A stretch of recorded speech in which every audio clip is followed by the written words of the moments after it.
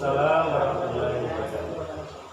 Alhamdulillahirabbil alamin. Puji syukur sama-sama kita aturkan kepada Allah Subhanahu wa taala yang mana telah melimpahkan rahmat dan nikmat-Nya kepada kita sehingga kita telah dapat berkumpul dalam ruangan ini dalam rangka aksi nyata modul 1.4 tentang budaya positif. Selawat beririkan salam tak henti-hentinya kita hadiahkan kepada pucuk pimpinan umat sedunia, yakninya Nabi besar Muhammad SAW. Yang terhormat Bapak Kepala Sekolah SDN 06 Padang Sago, yang terhormat Bapak Ibu Majelis Guru yang ada di dalam ruangan ini. Baiklah, tanpa memperpanjang al-kalimah, langsung saja kita masuk kepada acara kita, yaitu tentang penyampaian aksi nyata budaya positif modul 1.4 yang akan disampaikan oleh Bapak M. Syahlan. Kepada Bapak kami persilahkan.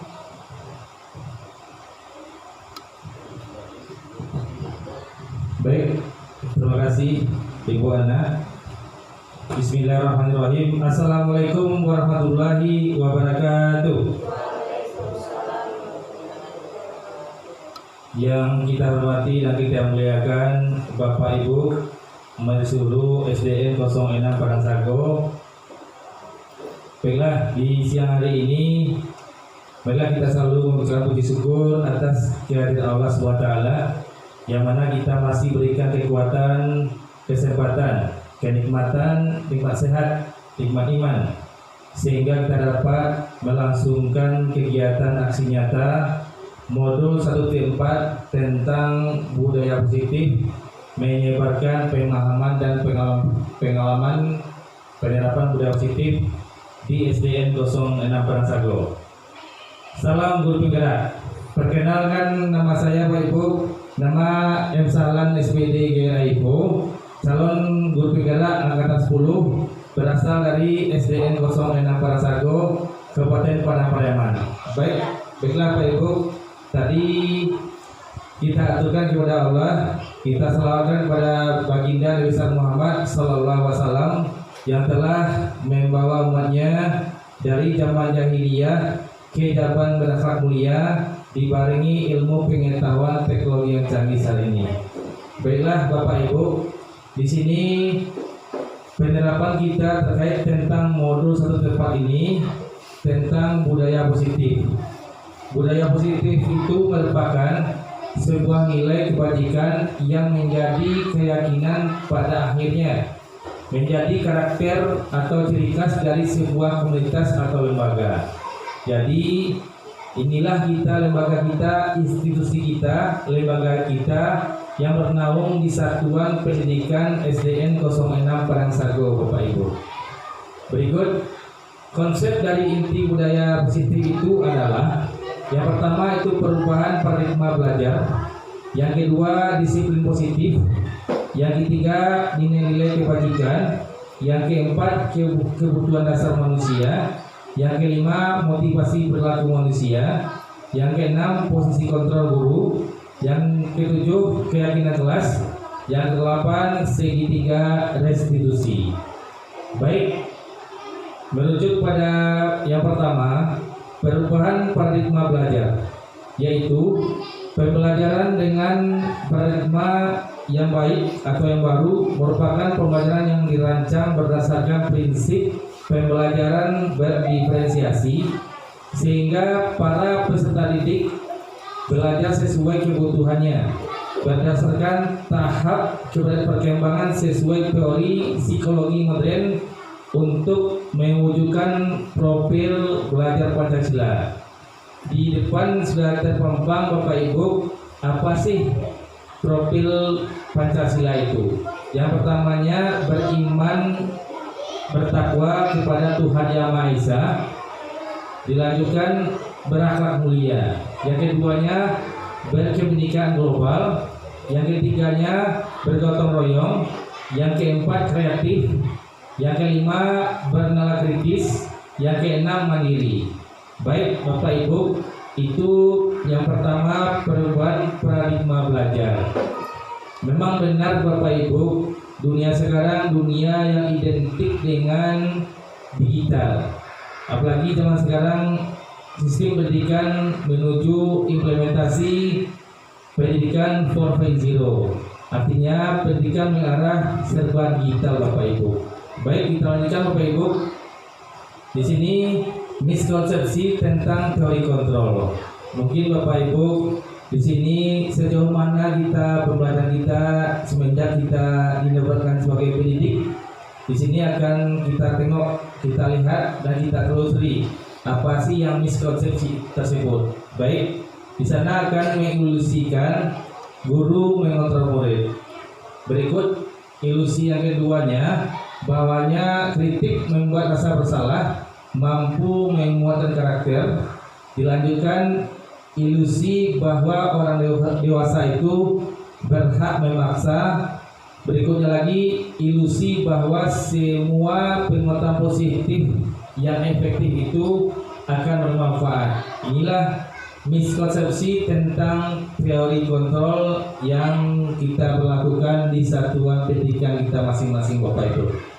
Berikut, adapun untuk mengubah paradigma stimulus dan respon ke pendekatan teori kontrol Bapak Ibu. Yang pertama, realitas kebutuhan kita sama, sementara pada teori kontrol menyampaikan realitas itu kebutuhan yang berbeda. Jadi akan nampak bedanya Bapak Ibu. Responnya seperti ini, terus teori kontrol menyatakan seperti ini. Jadi realitas kebutuhan kita itu berbeda-beda Bapak Ibu. Berikut, untuk pernyataan stimulus dan respon, semua orang melihat semuanya hal yang sama. Sementara teori kontrol menyatakan setiap orang memiliki gambaran yang berbeda-beda. Memang Bapak Ibu, semua respon yang ketika teori itu menyatakan bahwasanya melihat hal yang sama, sementara teori kontrol menyatakan memiliki gambaran berbeda. Berikut yang ketiga Bapak Ibu, terkait tentang paradigma stimulus dan respon, pendekatan teori kontrol. Stimulus respon menyatakan kita mencoba mengubah orang agar berpandangan sama dengan kita. Memang itu Bapak Ibu pada teori respon dan stimulus. Baik, pada teori kontrol menyeimbangkan kita berusaha memahami pandangan orang lain tentang dunia. Jadi Bapak Ibu, untuk mengubah itu apalagi sekarang butuh proses. Jadi pandangan itu yang mana menyatakan teori stimulus respon menyatakan pandangan itu sama, sementara teori kontrol menyatakan kita berupaya memahami dulu. Artinya ketika kita berupaya untuk memahami, apapun maksud tujuan kita pasti akan tercapai hendaknya Bapak Ibu. Berikut yang keempat, stimulus dan respon menyatakan perilaku buruk itu dilihat sebagai suatu kesalahan. Artinya adanya menjustis bahwasanya yang buruk itu pasti salah. Artinya suatu kesalahan vital yang diakibatkan oleh individu atau seseorang. Sementara teori kontrol menyatakan semua perilaku itu memiliki tujuannya. Baik tujuannya untuk yang hal tertentu yang akan dicapai meskipun ada hal-hal tantangan yang akan dihadapi nantinya. Baik, berikutnya Pak Ibu, paradigma stimulus respon dan pendekatan teori pendekatan kontrol. Orang lain itu bisa mengontrol saya, sementara teori kontrol menyatakan hanya Anda yang bisa mengontrol diri Anda. Artinya Bapak Ibu, pengelolaan kita ini kita yang mengelola, manajemen kita yang mengelola. Artinya Bapak Ibu, termasuk saya pribadi, pengelolaan itu bersumber dari landasan kita berpikir. Artinya apa? Dengan pengelolaan diri kita mampu mengelola dan memahami tujuan yang hendak akan kita capai. Berikut Bapak Ibu, tentang stimulus respon, saya bisa mengontrol orang lain. Sementara teori kontrol menyatakan Anda tidak bisa mengontrol orang lain. Memang jelas Bapak Ibu, di sana ada bedanya. Ketika stimulus respon menyatakan dapat mengontrol orang lain, sementara teori kontrol menyatakan tidak dapat mengontrol orang lain. Itulah adanya Bapak Ibu. Berikut, pemaksaan ada pada saat bujukan dan kegagalan. Sementara teori kontrol menyatakan kolaborasi dan konsensus menciptakan pilihan-pilihan baru Bapak Ibu. Terkait tentang pada penerapan calon guru penyerah ini Bapak Ibu, kita selalu diberikan suatu kata kolaborasi. Artinya kolaborasi antar rekan sejawat, kolaborasi dengan stakeholder, kolaborasi dengan lingkungan sekitarnya. Ini harapan kita Bapak Ibu demi tumbuh kembangnya pendidikan kita ampuh, tepatnya di SDN 06 Parangsago. Berikut yang terakhir, paradigma stimulus respon ke pendekatan teori kontrol, model berpikir menang dan kalah. Sementara teori kontrol menyatakan model berpikir itu menang dan menang. Artinya ketika respon menyatakan teori kontrol itu model berpikirnya, cara pandangnya, cara pikirnya menang dan kalah. Artinya ada perbedaan sana. Sementara teori kontrol menyatakan semuanya ini kita menang. Tidak ada kalah mutlak semuanya, tetapi menyatakan ada kemenangan di antara beberapa satu individu atau seseorang nantinya. Baik Bapak Ibu, kita lanjutkan. Yang keduanya, disiplin positif. Disiplin positif berasal dari kata disiplina yang artinya itu belajar. Baik, disiplin mengacu pada disiplin diri yang memiliki tanggung jawab terhadap apa yang kita lakukan berdasarkan nilai-nilai yang kita yakini. Lanjutkan Bapak Ibu, disiplin itu juga terkait dan merupakan salah satu cara penerapan disiplin yang bertujuan untuk menumbuhkan kesadaran serta memberdayakan peserta didik tanpa imbalan, penghargaan atau reward, ancaman atau hukuman Bapak Ibu. Kita baik Bapak Ibu, ketika kita pembelajaran di kelas menghadapi si anak, ada kalanya kita memberikan imbalan, ada kalanya tanpa imbalan, adanya reward atau penghargaan atau ancaman atau hukuman. Di sini Bapak Ibu pasti akan menemui hal-hal yang terkait yang kita sampaikan tadi. Apalagi untuk rewardnya, salah satunya juara kelas. Artinya si anak juara kelas berikan hadiah. Terus untuk hukuman secara tidak langsung, kita sebagai pendidik atau guru ketika si anak salah satunya tidak membuat ribut lengkap ketika pelajaran, kita nyatakan bahwa si anak itu salah, kita berikan hukuman sepertinya hormat pada bendera. Beberapa kronologi berikutnya kejadiannya. Terus ancaman. Memang Bapak Ibu, dunia belajar sekarang tidak ada lagi kita mengancam si anak, kita mengemukakan atau mengarahkan terhadap sekolah yang ramah anak. Artinya apa Bapak Ibu? Kalau si anak merasa terancam di sekolah, artinya tidak akan membuat sekolah yang suasana yang ramah dan menyenangkan dan kondisi Bapak Ibu. Baik Bapak Ibu, sebagai seorang pendidik, tujuan kita adalah menciptakan peserta didik yang memiliki disiplin diri sehingga mereka berperilaku mengacu pada nilai-nilai kebajikan universal dan memiliki motivasi intrinsik dalam perubahan perilaku ke arah yang lebih baik. Berikut Bapak Ibu, yang ketiga, nilai-nilai kebajikan. Nilai-nilai kebajikan itu adalah suatu nilai yang kita sepakati bersama, tak terlepas dari suku bangsa, agama, bahasa maupun latar belakang kita. Memang benar Bapak Ibu, setiap kita ini berbeda latar belakangnya. Apakah latar belakang berasal dari pendidikan orang tuanya, atau pedagang, atau bisnis, atau pengusaha nantinya Bapak Ibu. Inilah yang terlampir pada profil pelajar Pancasila. Yang pertama, beriman dan bertakwa kepada Tuhan Yang Maha Esa dan berhak mulia. Terus dilanjutkan berkebinekaan global. Terus gotong royong, mandiri, kreatif, dan bernalar kritis. Inilah terkait tentang dilanjutkan dengan Ibu Primer Years program atau PIP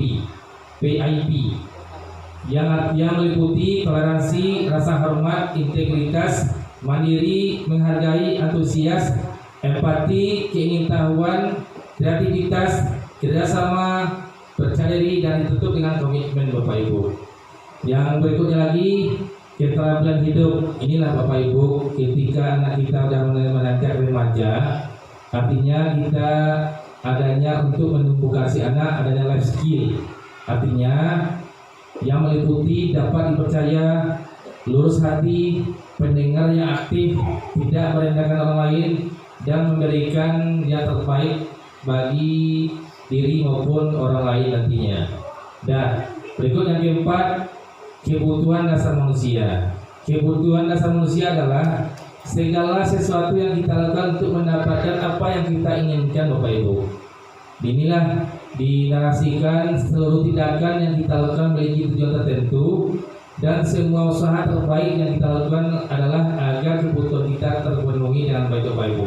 Memang benar, setiap hidup dan kehidupan kita butuh berjuang Bapak Ibu, demi kelangsungan kita bersama, demi memenuhi kebutuhan kita di ruang lingkup keluarga kecil kita nantinya Bapak Ibu.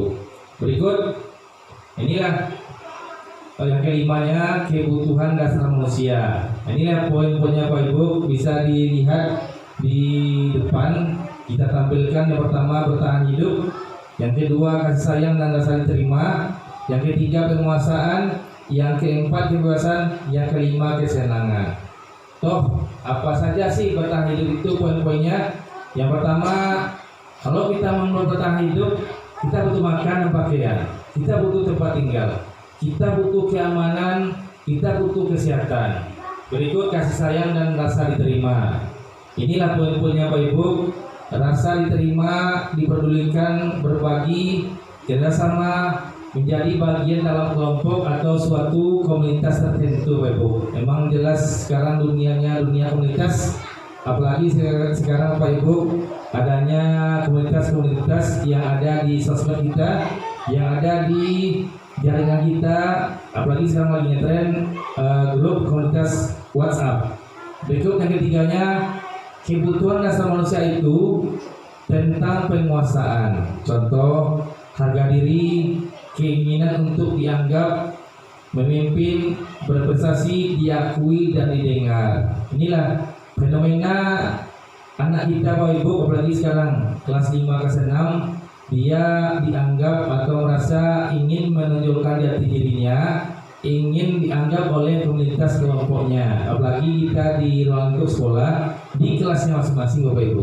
Yang keempat, kebutuhan dasar manusia itu terhimpun pada ada kebebasan yang meliputi mandiri, memiliki pilihan, mencoba hal yang baru, mampu mengendalikan arah untuk dirinya.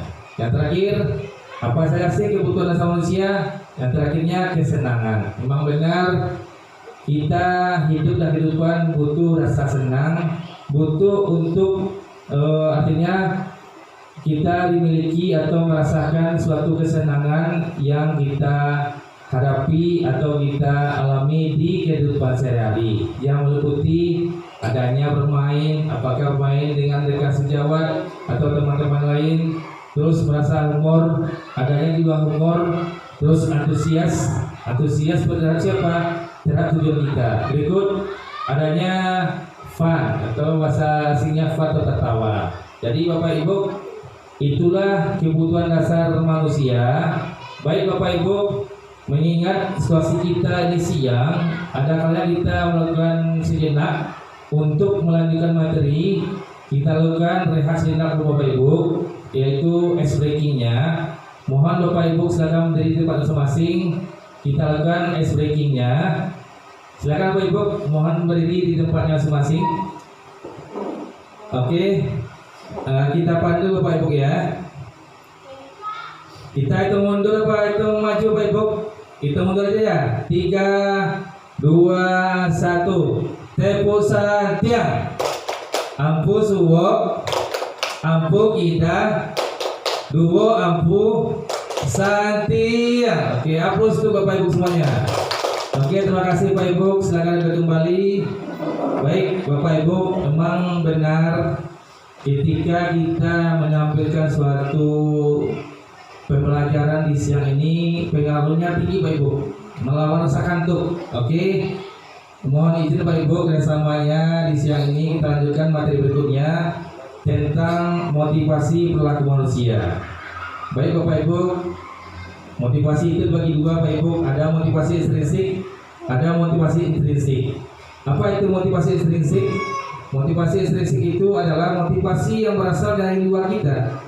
Contohnya, untuk mendapatkan imbalan penghargaan dari orang lain. Jadi, salah satu memberikan kita motivasi itu ada penghargaannya, ada imbalannya. Terus, ada kalanya motivasi intrinsik itu yang meliputi untuk menghindari ketidaknyamanan atau suatu hukuman.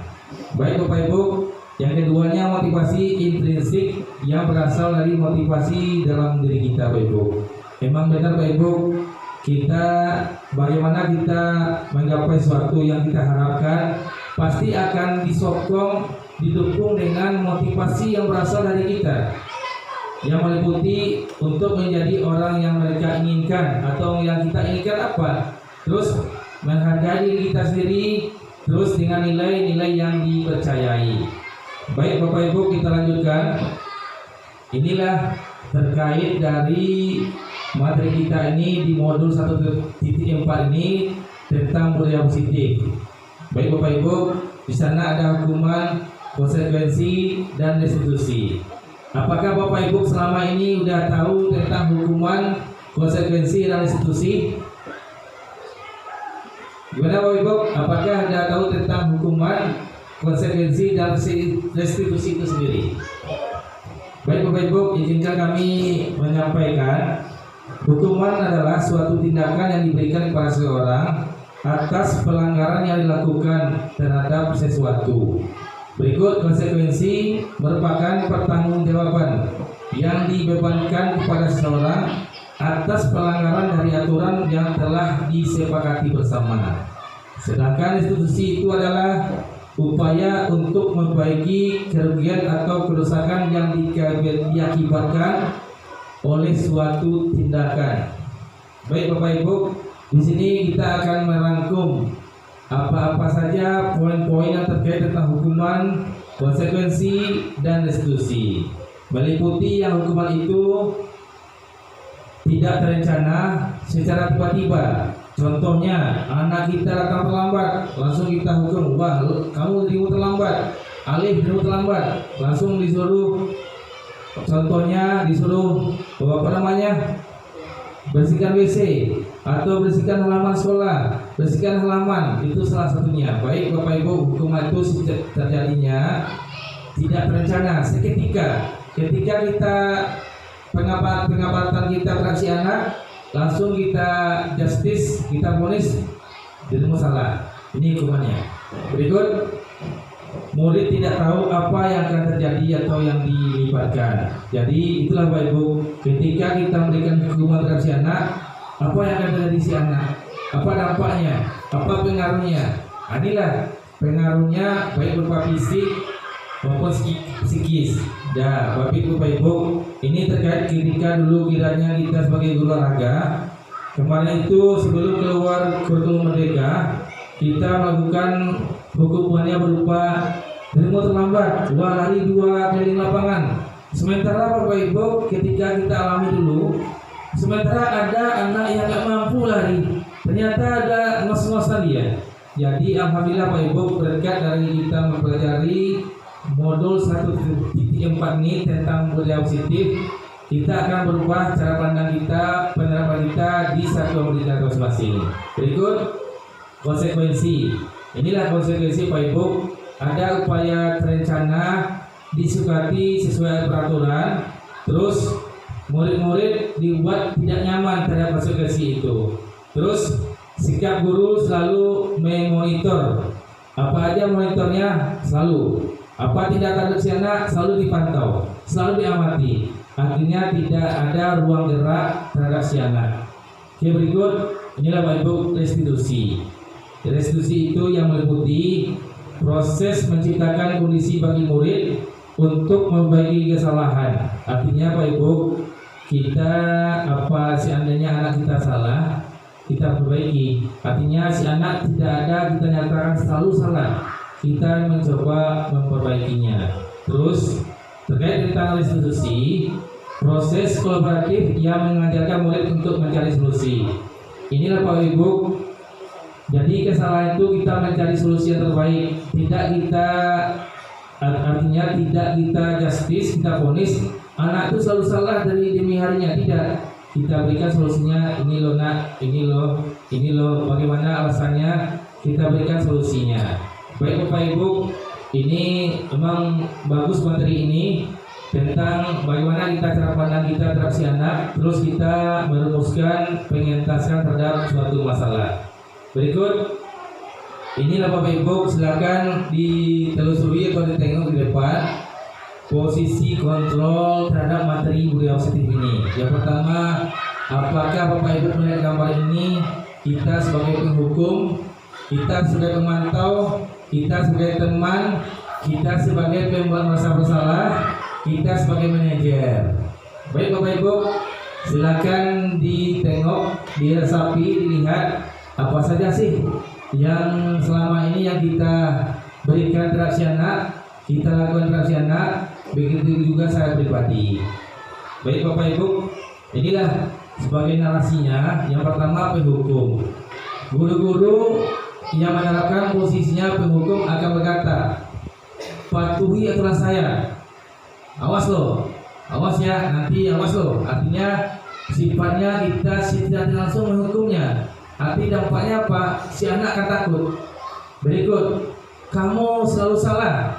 Kamu selalu salah terus. Apa yang kamu lakukan kamu salah. Artinya berefek pada psikologi si anak atau kejiwaan si anak. Berikut, tentang sebagai penghukum posisi kontrolnya, selalu pasti salah terakhirnya. Ujung-ujungnya terakhirnya salah. Akhirnya apa Bapak Ibu? Inilah posisi kontrol kita sebagai penghukum. Baik Bapak Ibu, kita flashback dari sekiranya kita selama ini kita mengajar atau bertatap langsung dengan si anak, proses belajar mengajar apakah di luar kelas, apa di kelas, apa yang kita terapkan pada posisi kontrol kita. Baik, yang kedua Bapak Ibu, terhadap posisi kontrol, yang keduanya pembuat merasa bersalah. Contoh kata-kata yang keluar dengan kita ulang kembali. Contoh kata-kata yang keluar dengan lemah ibu seperti ini Pak Ibu. Ibu sangat kecewa sekali dengan kamu nak. Wah, ternyata si anak kok ibu kecewa. Artinya apa? Artinya si anak merasa tidak langsung merasa dirinya salah. Yang keduanya, berapa kali Bapak harus memberitahu kamu ya? Artinya si anak setelah Bapak menyampaikan, berapa kali Bapak terangkan sama kamu, kok kamu terus kalau begini begitu, akhirnya apa? Si anak secara langsung akan merasa dirinya salah. Berikut, gimana coba kalau orang tua kamu tahu kamu udah gini, artinya secara langsung akan melibatkan orang tuanya. Jadi si anak artinya merasa bersalah juga. Jadi di posisi kontrol ini, yang kedua ini kita sebagai guru, yang keduanya pembuat merasa bersalah. Toh balik yang ketiga, kita lanjut Pak Ibu, posisi kontrol sebagai teman. Inilah narasinya Pak Ibu, kata-kata kalimatnya. Ayo bantulah diri Bapak ya. Coba bantu Bapak, diri Bapak supaya dirimu belajar bagus. Bantu Bapak supaya Bapak bisa melanjutkan ke materi ajar berikutnya. Berikut yang keduanya, ayo ingat tidak bantuan Bapak selama ini. Artinya Bapak Ibu gurunya menghitung-hitungnya. Wah, selama ini Bapak Ibu bantu dirimu. Nah, jadi artinya apa? Kita menganggap si anak sebagai mitra atau teman kita. Di posisi kontrolnya Pak Ibu. Berikut yang ketiganya, ya sudah, kali ini Bapak Ibu ngomong tidak apa-apa. Nanti Ibu bantu ya bereskan.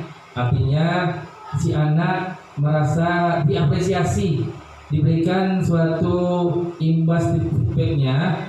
Artinya ada Bapak Ibunya memberikan suatu bentuk upaya mendukung si anak atau membantu si anak. Baik Bapak Ibu, kita lanjutkan posisi kontrol berikutnya, pemantau. Wah, sesuai gambarnya Bapak Ibu, di sana kita tengok, kita lihat atau bahasa kitanya kita intip. Baik Bapak Ibu, sesuai pertanyaan yang diajukan oleh pemantau, Peraturannya apa? Ini loh disampaikan oleh si anak. Terus yang keduanya, apa yang telah kamu lakukan selama ini? Salah nggak? Betul nggak? Coba tengok. Terus yang ketiganya, sanksi atau konsekuensinya apa? Jadi setelah kita sampaikan secara si anak, kita imbas kembali. Kamu nyatakan salah, kita pantau, kita tengok, kita telusuri.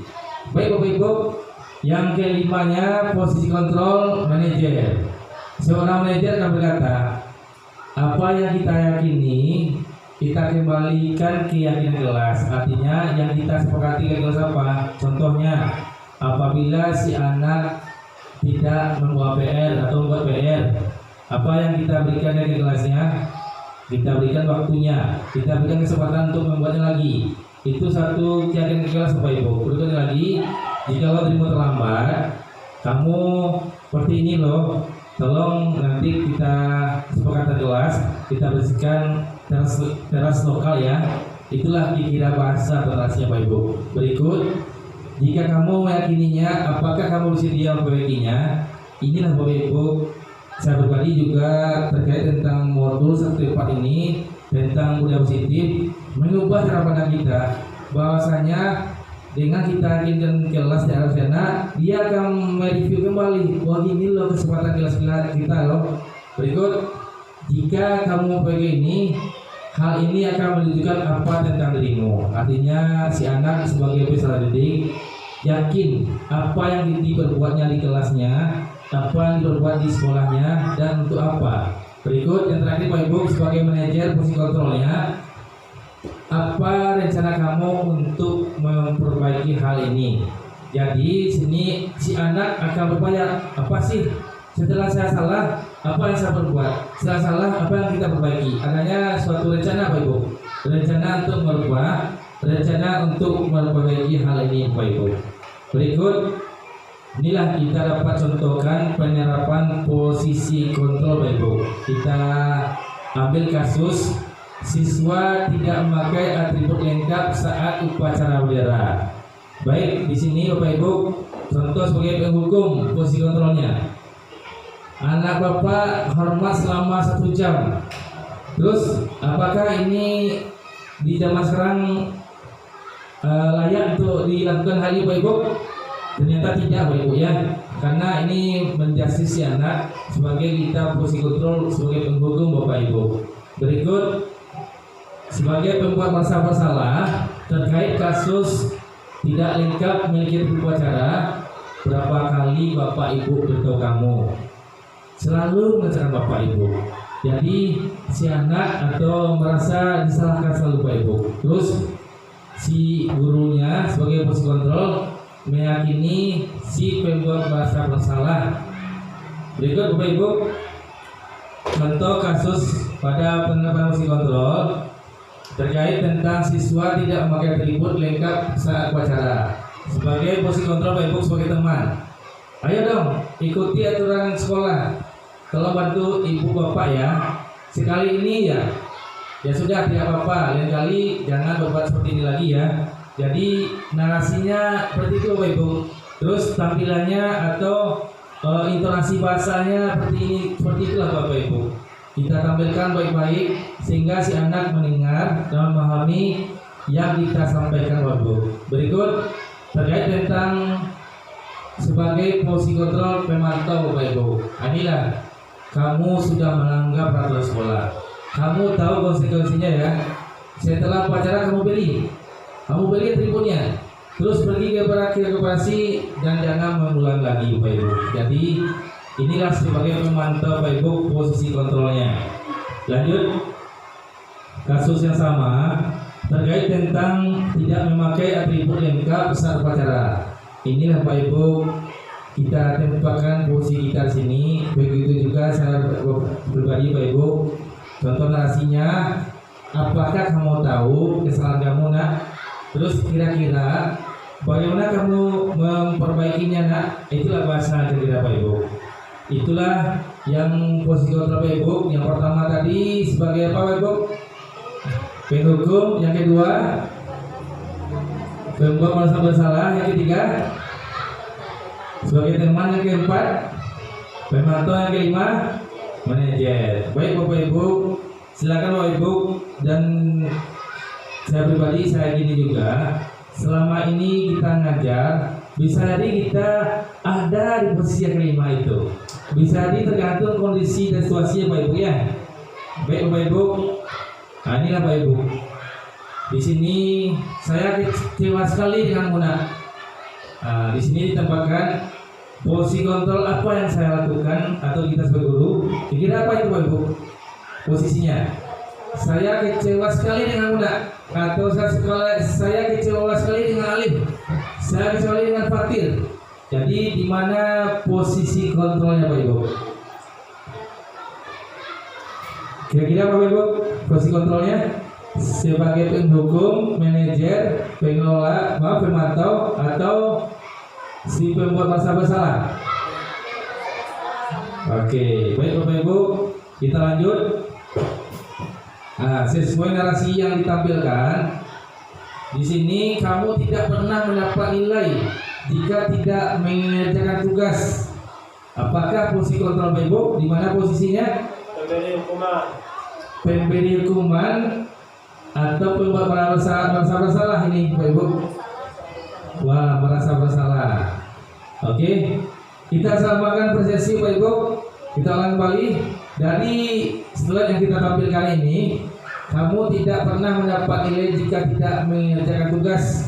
Di manakah atau apakah posisi kontrol Bapak Ibu?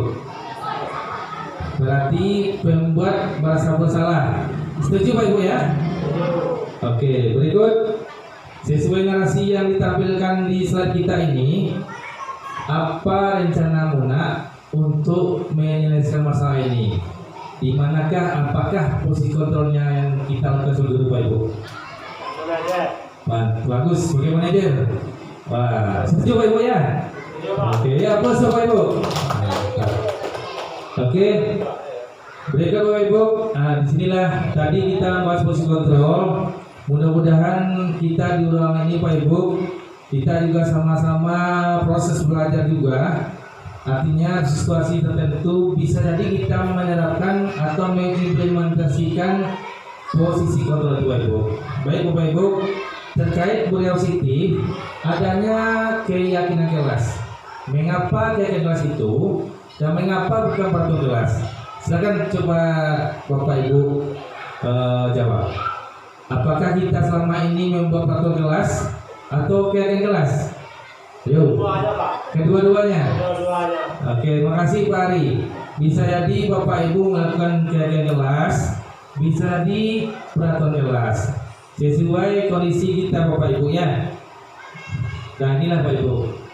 Keyakinan kelas merupakan kesepakatan kelas yang diyakini bersama oleh guru dan murid selama proses pembelajaran. Coba kita tanya Bapak Ibu, apakah selama ini kita mengajar, apakah sudah ada keyakinan kelasnya Pak Ibu? Ada Pak. Ada, bagus Bapak Ibu, alhamdulillah ya. Berikut kita menuju peraturan kelas. Peraturan kelas merupakan suatu perangkat aturan dan pedoman yang diberikan oleh guru yang harus dipatuhi. Kita tahu dan yakin Pak Ibu ya, regulasi peraturan ini mesti diikuti dan anak kalau dilanggar mesti dapat hukuman ya Pak Ibu ya. Oke. Baik Pak Ibu, kita lanjutkan.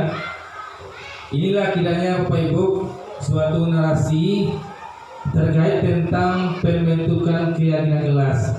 Di sini dapat kita lihat yang pertama bersifat abstrak, yang kedua berupa pernyataan yang universal, yang ketiga dibuat dalam pernyataan positif, yang keempat sedikit saja agar mudah diingat. Jadi salah satunya Bapak Ibu, pernahkah Bapak Ibu menanyakan kepada si anak contoh hal yang mudah dipahami dan dimengerti si anak tentang keyakinan kelas? Apa aja Bapak Ibu? Silakan Bapak Ibu. Silakan Bu. Oke, hapus tuh Boyus. Makasih Ibu.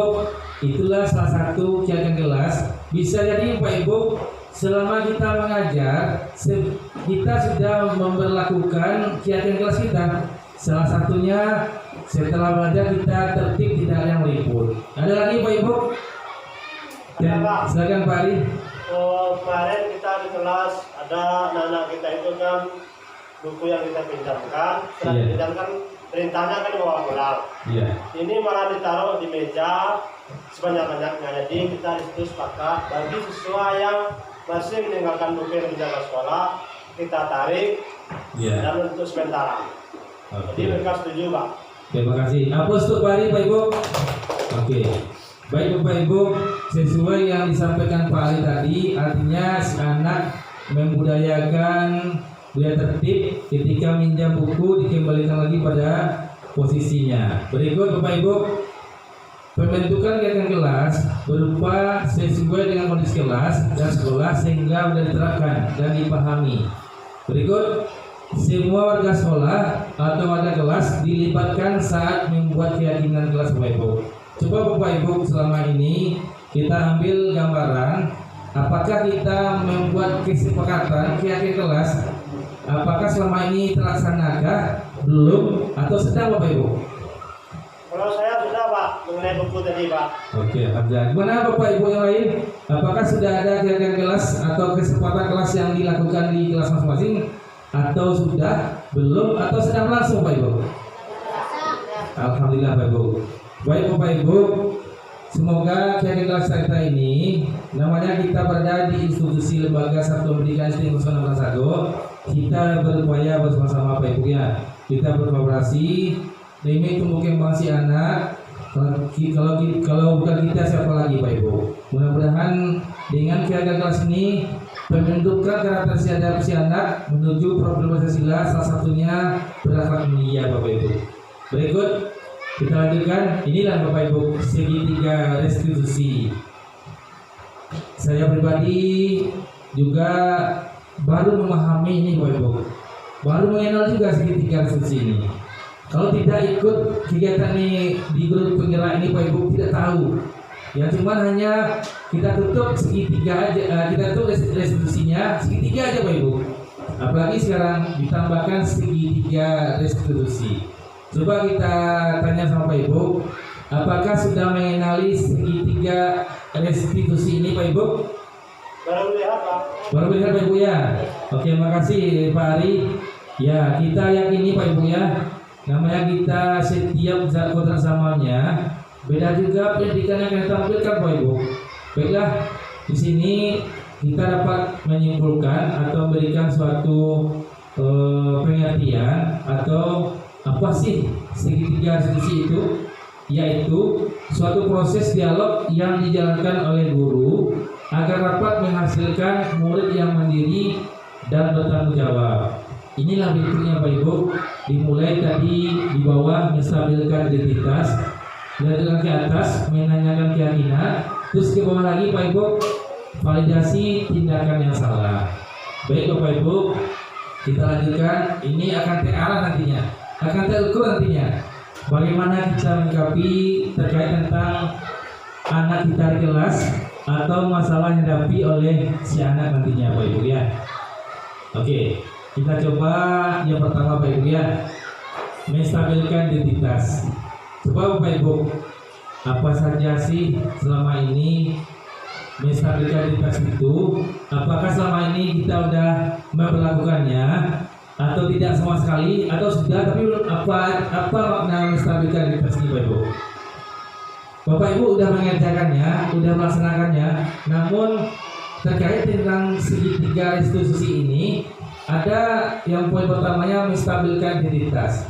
Coba Bapak Ibu silakan sampaikan persepsinya, asumsinya tentang menstabilkan identitas itu. Apakah sudah diterapkan atau belum? Atau sudah, cuman arahnya kemarinnya belum ada lagi. Apakah sudah Bapak Ibu? Sudah ya Bapak Ibu ya. Cuman maknanya berbeda. Kita lanjutkan Bapak Ibu ya. Kita coba mengambil suatu keterangannya. Artinya menstabilkan identitas itu berdasarkan prinsip membuat kesalahan adalah bagian dari proses pembelajaran dengan diberikan suatu kategorinya atau narasinya. Berbuat salah itu wajar. Apakah Pak Ibu selama ini menyampaikan si anak awak salah. Itu biasa saya tanya. Biasa yang diulang balik nak. Kita itu ibu nak. Okey Pak Ibu. Kita ada speaking dalam bentuk narasi Pak Ibu ya. Supaya kita menghilangkan rasa jenuh di siang ini kita ada speaking suatu kata-kata Pak Ibu ya, satu pantun nih. Gula-gula teh batu, apa itu? Oke ya. Atau gula-gula teh batu, macam itu. Oke Pak Ibu ya. Atau Pak Ibu ada nggak pantun yang kita tadi dengan awal kata-katanya gula-gula di atas batu? Bawa itu bisa jadi. Atau apa lagi ada Pak Ibu yang Mungkin Pak. ada Ibu atau Bapak? Mungkin Pak. Budopa, silakan Budopa. Oke, kita lanjut. Atau gimana? Oke. Kita berikan sebentar Pak Ibu tentang speaking kita tentang kata-kata gulo-gulo di atas batu. Lanjut kita tuh. Oke Pak Ibu. Oke lanjut ya. Berikut tentang menstabilkan identitas. Salah satu narasinya, ibu bapak juga pernah melakukan hal sama. Ibu pernah lo salah. Apa pernah lo salah? Apa pernah melakukan hal itu ketika bapak posisi dirimu dulu ketika sekolah. Berikut ibu bapak tidak mencari siapa yang salah, tetapi ibu mencari solusinya ya. Supaya apa? Supaya permasalahan ini selesai. Tidak ada, contohnya ada anak kita nama Fatir 1, Diki 1. Diki salah, Fatir salah, sama-samanya tidak ada kita salahkan. Kita mencari solusinya, kita cari lantingannya, mencari akar masalahnya, mencari upaya memberikan solusi dan pengentasan masalah Pak Ibu. Berikut narasinya, kamu berhak merasa begitu. Artinya apa? Si anak menampilkan, wah kita pernah begitu, bapak pernah juga begitu. Baik Bapak Ibu, kita lanjutkan pada segitiga restitusi. Yang keduanya, validasi tindakan yang salah. Ini narasinya Bapak Ibu keterangannya. Berdasarkan prinsip setiap pelaku berupaya memenuhi suatu kebutuhan tertentu yang meliputi kamu pasti punya alasan mengapa melakukan hal itu. Contoh, Bapak Ibu, kiranya ini Bapak Ibu ya, ketika si anak salah pasti ada alasan tertentunya. Kenapa dia terlambat contohnya? Bisa di Bapak Ibu ketika si anak terlambat menanyakan bagaimana dirimu terlambat. Bisa jadi ada alasannya. Contoh, tanyakan, contoh anak kita si Fajri contohnya ya, dia terlambat pasti Bapak Ibu menanyakan bagaimana Fajri terlambat, pasti ada alasannya.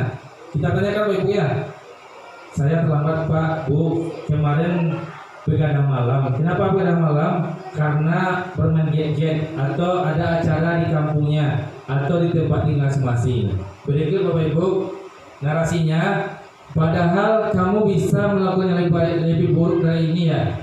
Contoh Bapak Ibu, kita tengok kejadian tadi, ada anak kita ada berlaku pembulingan, diadu oleh temannya atau seniornya atau abangnya, ternyata dipukulnya. Ternyata kita tanyakan dari si anak, kita berikan validasi tindakan yang salah.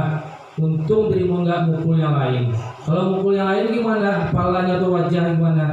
Bisa lebih parah ya. Itu salah satu Bapak Ibu ya.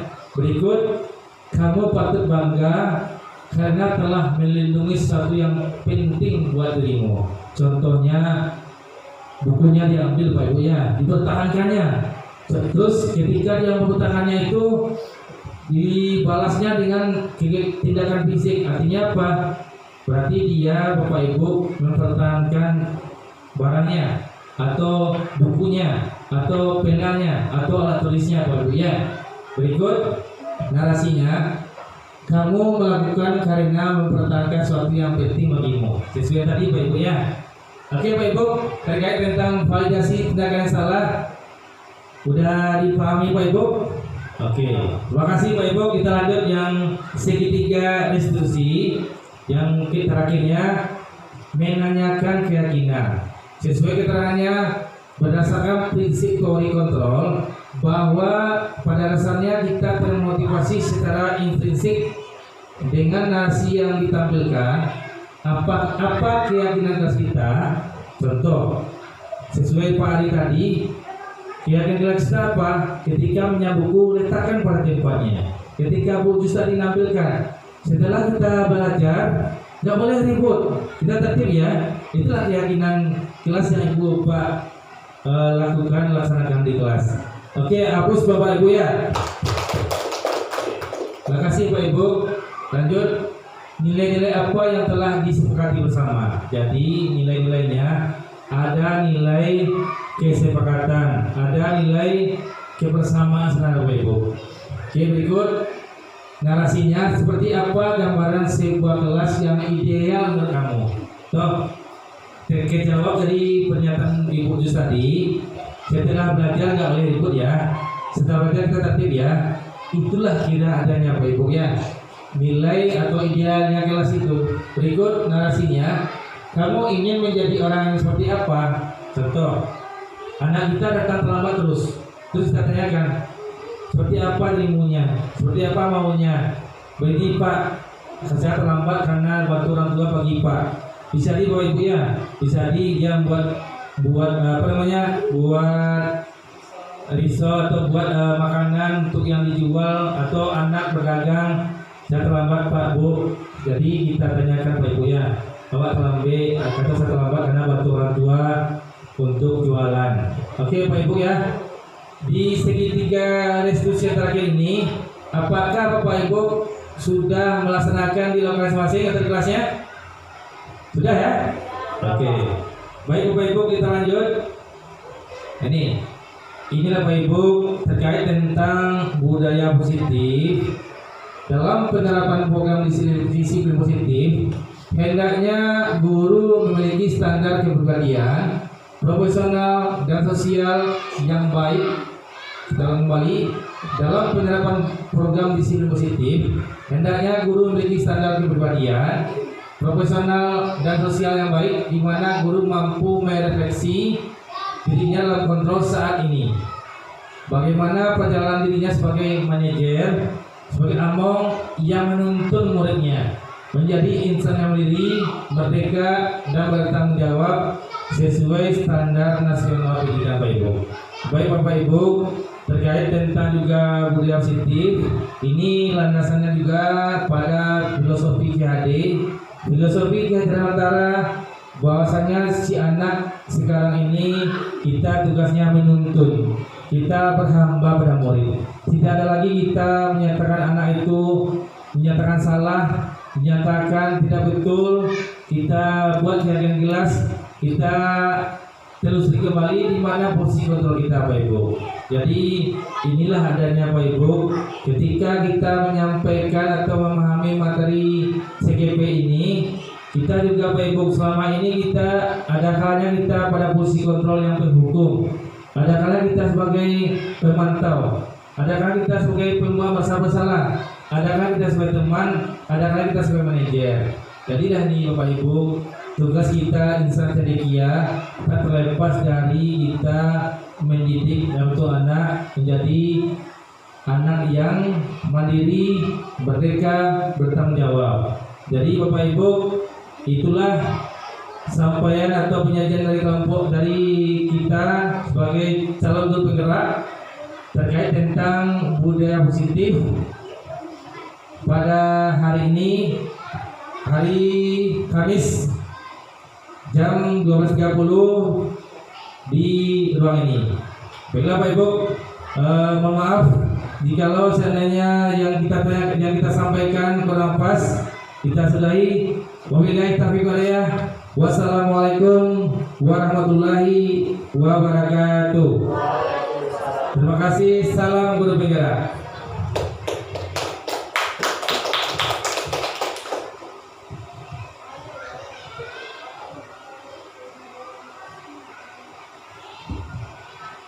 Baiklah, terima kasih kita ucapkan kepada Bapak Sanlan yang telah memaparkan materinya, yaitu tentang budaya positif. Mudah-mudahan apa yang telah dipaparkan oleh Bapak tadi bisa kita laksanakan di kelas kita masing-masing. Setuju Bapak Ibu?